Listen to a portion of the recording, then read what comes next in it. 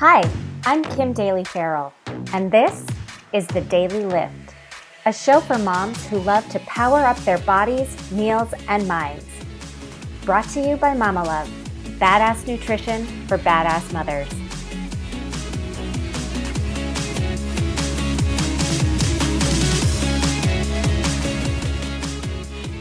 In this episode, I'm sharing a conversation I had with Kelli Mumphrey over Zoom. Kelli is the founder of MilkSpace LLC. MilkSpace helps women reach their breastfeeding goals while on the go. I wanted to learn more about Kelli and to get her thoughts on a big topic. Why aren't more Black mothers breastfeeding their babies? There's a lot to unpack, so let's get started. I'm ready. Let's dive in. So the first big question is, why aren't more Black women breastfeeding their babies? Yeah, it's a good question. So there's a lot surrounding that, and so I was trying to figure out how can I condense this response. And so I'm not a medical professional, but I've done a little bit of research and just with my own experience. But as the data reflects, Kimberly, it shows that Black women don't necessarily have the awareness of the benefit of breastfeeding, and then also the access to the resources to help us initiate and sustain breastfeeding. Mm-hmm. And so when you just look at Black women in general in terms of the labor force, Black women are in jobs where they are particularly not in flexible positions where they could, breastfeed when they need to. But, we know that laws mandate, employers with 50 more employees, they have to provide that designated space and time, right? But again, as a Black woman, and this is from my own experience, even in the military and in the corporate sector, you just feel a little hesitation to even want to inquire about the breastfeeding policies and procedures, or have certain accommodations made on your behalf because it seems risky, right? Mm-hmm. So that could be a factor, and I know that played a factor in my journey as well.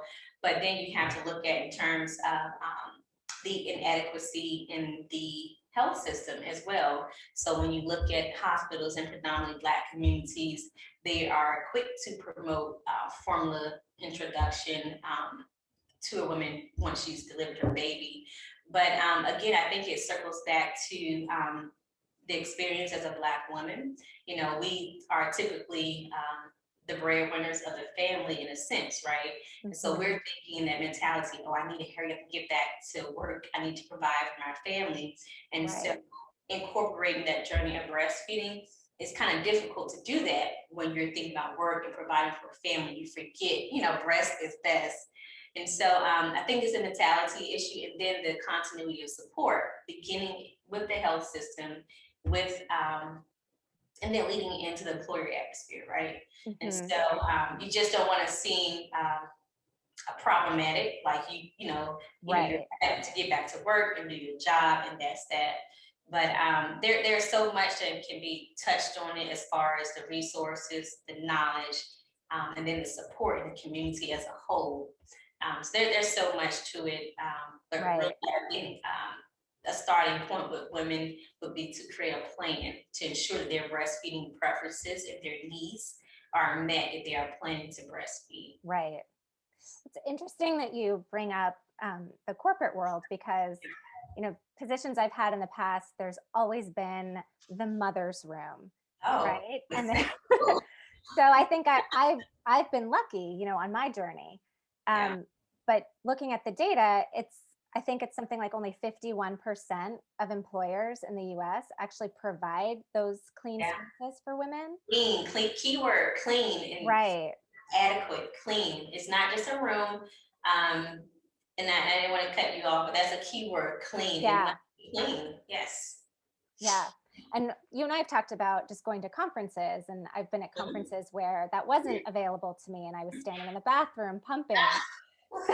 So is from your personal experience and starting MilkSpace, is that kind of what set you on this path? Yeah, definitely. So with my first baby, I had her when I was active duty United States Navy, and just looking at that experience, breastfeeding was not talked about at all. I didn't even know that I could get a pump covered through my, my TRICARE. I didn't know that. So it wasn't talked about at all. I didn't know there was a room available. So I literally only attempted to breastfeed my first baby, maybe like 3 weeks. It was just so painful an experience. I was like, I can't do this. No, that's Oh it. my gosh. I don't see how this is going to work. No, we're not doing this, right? So the first Yeah. baby, the military, it was just like out of the question. I didn't have the knowledge. It wasn't presented to me. Hey, this is the option. We have this here on base. None of that. Okay. So moving forward, I had my first baby in 2014. Excuse me. 2013. Oh, believe it or not, that's the mom brain. Totally, it sticks with you. Yeah. So my first day was 2013, active duty Navy, and then I transitioned out of the military because it was like a year after I had my baby, I was due to go to deploy. And I was like, man, do I really want to do that? My baby is not even 1 yet. Yeah. And so again, let's just think about if I had decided to breastfeed, I would have had to stop at that point. But I wasn't breastfeeding, but still it was a conscious decision I made, no, I don't want to do that. I'm just going to have to leave active duty because I don't want to leave my family. My baby is only, 1 year old. And so transitioning from active duty to a reserve status, I moved from Virginia to Dallas. And so I joined the Navy Reserves. And so I would say, Kimberly, just to give you a timeline, I left active duty January 19th, 2014. We drove from Virginia to Dallas. Oh my gosh. We drove from Dallas January 31st, and we got at the end of January, and we got here like the February 1st or February 2nd. I can't remember the date exactly. But in April, I found out I was 2 months pregnant. Yeah. But once I was blessed with employment with the federal government, I'm pregnant. Right. But I didn't think to inquire about breastfeeding as it relates to the workplace, because I was so used to, how it was in the military, right? Sure. And so when I got my employment with the government, I just asked my immediate supervisor, is there a place that I could pump? And it was kind of awkward because he was a man, like Absolutely. I didn't think to go to HR, like go to HR, Kelli, inquire about this. Right. And again, like you said, there was a mother's room. My room was literally an office, a vacant office right next to my supervisor. And it was uncomfortable for me because it's right next to my supervisor. You can hear that electronic, pump. The noise.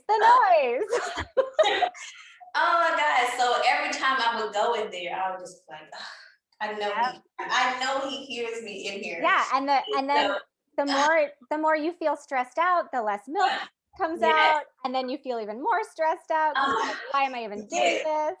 Yeah. So so while I would say that I had this space, I didn't feel comfortable, meaning like you said, it affected my milk production, and I was not one of those massive milk producers. It was just a little by the ounce, and for me, every drop counted, right? Absolutely. And so I was stressed, like, oh my God, he's right in that room. I just want to be quiet and still, and I don't want to do it too long, so I want to hear, like, I could hear his phone conversation, so I know he could hear, me. Yeah.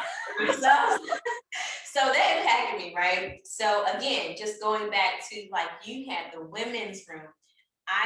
We may have had the women's room in that, in that government facility, but I didn't think enough to ask about, is that accessible to me? And this is what I need to meet my needs for my mental, being, in the same space and feeling comfortable, and just being able to have that time allocated in my work schedule. That was not discussed at all. Yeah. And so, being aware and being inquisitive, asking the right folks, how my immediate supervisor addressed that. I'm sure if I would have went to HR, they probably would have provided more Yeah. accommodation needs. And so that was just from a place from the government side, right? So just looking into the military now, as a reservist of the Navy. So every month I was required to go drill at the Joint Reserve Base in Fort Worth. And so that was maybe like I would say 40-minute drive from, we were in Dallas at the time and driving out to Fort Worth. And so it was, 2 days, Saturday and Sunday. And there wasn't, again, a discussion about When can I take a break to go yeah, attach these things to my yeah, phone? yeah. So it was just, it was, they were all for it, like Kelli, well, Mumphrey, that's my last name, Mumphrey. Go ahead, do Yeah. what you do. So I would literally, Kimberly, go to like the main desk and like, can I use this closet right here? Can I use your break room right here? And Yeah. so I had someone open the door while I'm like, oh, I had to open in there because they have supplies, like paper, old brooms, mops, a microwave. In the military, they keep everything in the closet. Yeah. So it's just like, it wasn't a space where, oh, it's clean, it's sanitized, I'm relaxed. Again, it was just a closet I space. can have a picture of my daughter and to look at. Yeah. No, it was none of that. It was like the microwave that everyone uses in a chair. There's some cabinets, folders, mops, brooms, and I would have to set up my little space and do my pumping. But again, it was me having to find a space, right? Like where I could do that. So that was that for military. But really, what impacted my my journey, Kimberly, was I was going to school, working full time, going back and forth to Fort Worth, and still just trying to have like an active lifestyle. Right. Doing everything I need to do for my family as far as running errands or going to the park. We love Clyde Warren Park. We absolutely love it. That was our go-to Dallas. But again, I was not a mother who felt comfortable breastfeeding out in the open. It was more like, even if the baby was not with me, I'm not going to express milk, out in the open, Right. And so let's just say if I did have my baby with me, if we were at Cloudland Park, they have their family rooms, but again, babies' diapers are getting changed there. That's not sanitary. And so just living my experience in the community, I always resorted to either not going anywhere, like I can't be away more than 2 hours because I know I'm going to have to breastfeed or pump. So there, I resorted to either not going anywhere at all or going in the car, or if I really need to, go in the bathroom, if I couldn't get to my car, if it was parked, in a parking lot that was far away, it was just an ordeal. And then when I did those, I had to pump and dump because I didn't feel that was sanitary because, you wouldn't eat your lunch. No one would eat their lunch knowing if it had been prepared in a bathroom or excuse me, in a restroom, or someone had prepared their lunch in their car. It's just like that same concept. And so that was very disheartening for me. And that is what led me to form MilkSpace LLC, because I felt like there should be more access in public spaces for moms who prefer, we always hear normalized breastfeeding, right? And normalization looks different for every woman and their journey. Exactly. So, for me, I prefer a safe, clean space where I can relax mentally and express milk comfortably, knowing that it is sanitary. And so MilkSpace LLC started in 2018. That's awesome. Thanks, Kim. I think you're so right about what it means to normalize breastfeeding, and also like just culturally and in our society, how different it's perceived. I had my first in San Francisco, and I felt totally comfortable, confident, out for a walk in the park to stop at a bench and feed my baby. Right. I had my daughter here in Fort Worth, and we didn't leave the house for the first couple of months because I felt so uncomfortable being out somewhere, and thinking like, oh gosh, what if I need to feed her? I'm going to get stared at. People, like, there just wasn't space available. So we pretty much stayed home. Wow. So, It, so that's definitely like a big part of the conversation is, making everyone feel comfortable about it, comfortable to talk about it, comfortable yeah, to ask their supervisors and bosses about it. exactly. But then I still wonder, like going back to Black women and the Mhm. disparities that exist between Black women breastfeeding and white women breastfeeding. Um, I'm just wondering, like, is there something else on top of that? Like for me, the minute I was pregnant, it felt like I was getting formula samples in the mail. Really? And so, Wow. oh yeah, I got two Yes. different brands, several samples, like even like the full little bottles. Oh my goodness. And Wow. so, Okay. like, I mean, right there was a signal to me, like, oh, I remember how breastfeeding was with my first. It was really hard. And Mhm. here I have these samples coming in. I can relax a little bit because if I need to, I'll just give her formula. Right. Right. But Right. I'm wondering, is there something like that also going on in the Black community? Like, is there just more access to formula? Is it just that um, I mean, I think it's huge that you talk about having to go back to work right away and not feeling Right. comfortable and being more concerned about the paycheck and the entire family's well-being, right? Than Right. finding a place to breastfeed and risking looking like you're not ready for employment. Um, Right. but is there anything else? Sure, sure. So, and the data shows it, Kim, that like in predominantly Black communities where they're, serving women as far as maternal care and delivery, the Hmm. introduction of formula is projected at a higher rate opposed to hospitals that are in predominantly white communities. And Hmm. so while that introduction is like, at the forefront. So I think it goes back to even the pre-delivery and post-delivery planning process. So if that was implemented and provided for Black women in Black communities, that can be very impactful because they have a plan in place, meaning how are you going to cover your breastfeeding expenses? So we know there are reduced costs as relates to breastfeeding, but in regards to the pump, Right. in regards to the essentials, a lot of Black women are using Medicaid or they are uninsured, but still being cognizant of, cost factor. How can I support this? Is this an out-of-pocket expense? So Hmm. just having access to resources to help women plan during pre-delivery and after delivery to support their breastfeeding journey, I think that is lacking in the Black community to help them know that there are other options opposed to formula, Yeah. and there's support out there to help you cover the expenses as it relates to breastfeeding. So I think the lack of resources again and access to support women in the planning process, it makes a Uh-huh. difference. Yeah. And is that what you're hoping Match It for Her will be able to do?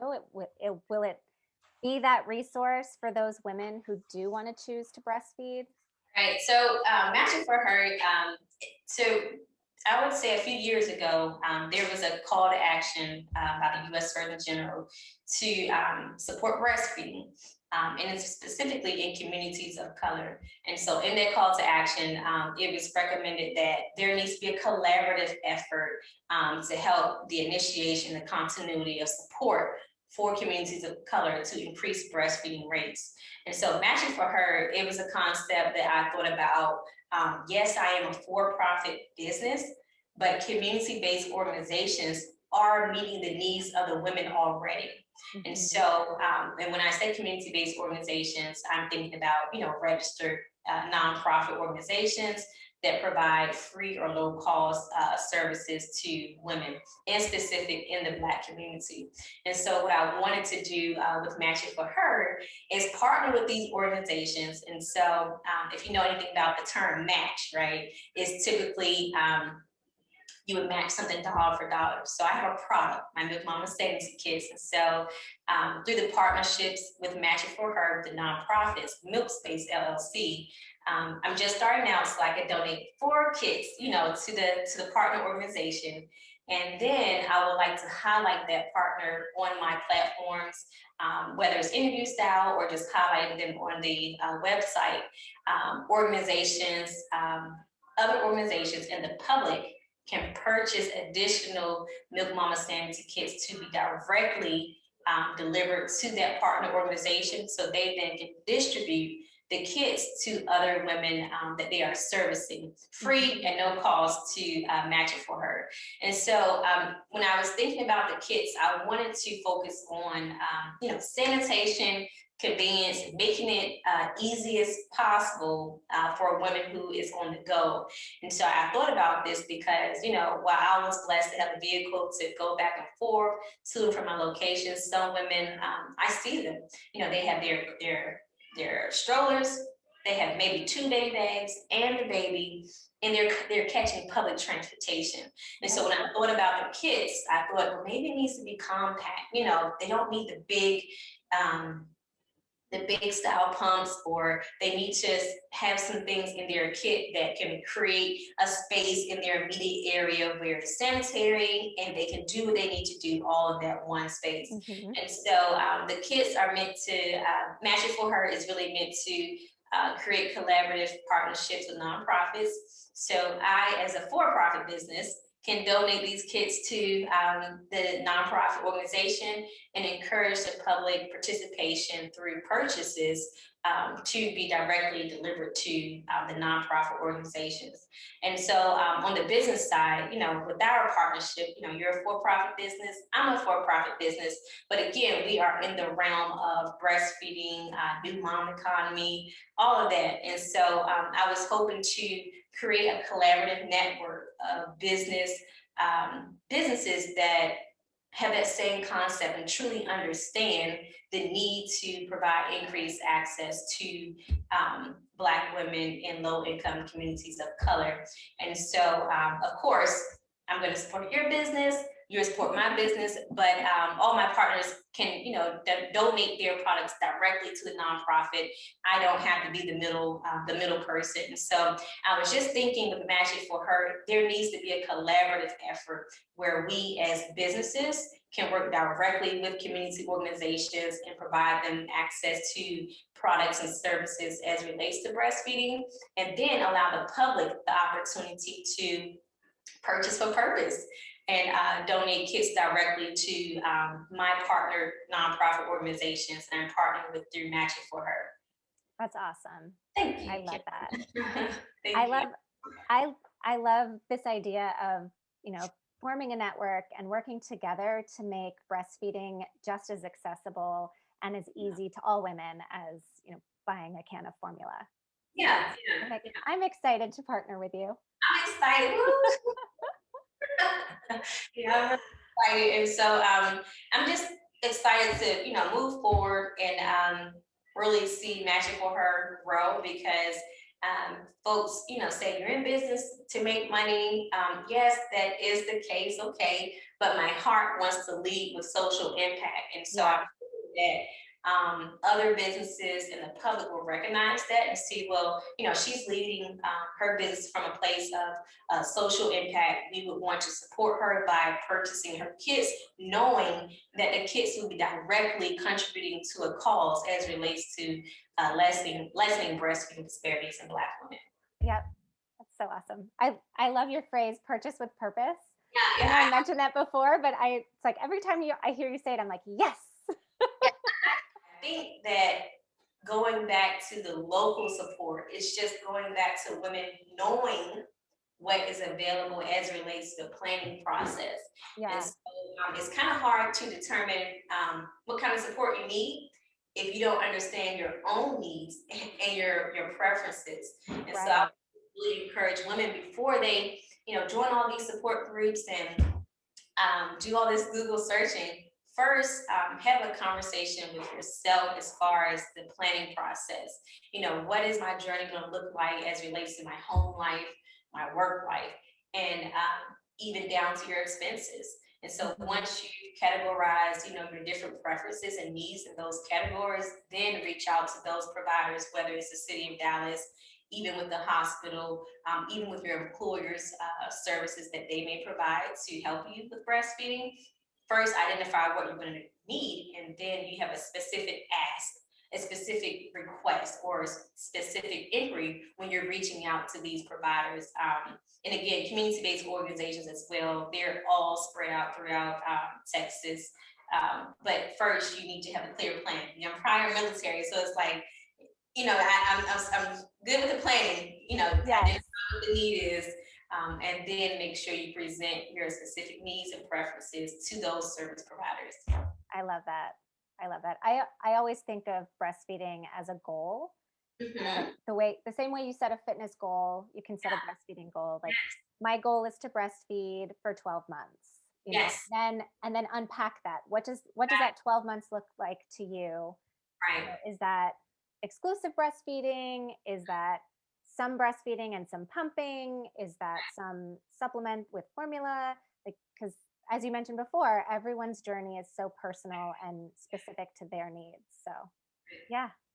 Exactly. Yeah. Really cool. Good. Well, I'm so glad we got to chat about this today. Thank you. Yeah. To let your viewers know where they can find more about MilkSpace LLC, they can visit how many W's did I say? www.milkspace.co, and they can learn more about my MilkMama Sanity Kits that I have here, and they're offered in 3 different tiers and different costs. And still, I'm working on collaborating with nonprofit organizations that would like to become matching for her partners to receive donated MilkSpace kits. And so the matching for her, that is in the works. So as I'm solidifying partners, they'll be added to the site, and then the public would have the option to purchase for purpose. And so all those nonprofits out there, locally and nationally, definitely reach out to me via www.milkspace.co. You can contact me there, or email me at info@milkspace.co. Yes, info@milkspace.co. So I would love to chat with anyone, whether it's nonprofit or for-profit, if they're interested in partnering and forming a partnership in providing products or services at free or low cost to be included in my kits, or just offer directly to my nonprofit community organizations. And to follow MilkSpace, you're on Instagram. Yes, and I am on Instagram, and it is at milkspace.co. Yeah, and I don't know my Twitter because I'm not really active. Same. It's so funny. I have a Twitter handle, but I never go on it, and I don't know that I can't remember if I've ever posted to it. So we're gonna do a Twitter challenge. We should do one. Thank you, Kelli. It's my pleasure, Kim, and I'm so happy and I'm very appreciative of you wanting to learn more about MilkSpace and agreeing to partner with a newbie, a rookie business like myself. So I appreciate you, Tim. Thank you. I appreciate you. Thank you. Bye. This has been The Daily Lift, brought to you by Mama Love, badass nutrition for badass mothers, with music by Ryzen, available on soundcloud.com/RYYZN. Thanks so much for tuning in. Until next time, I'm Kim Daly Farrell.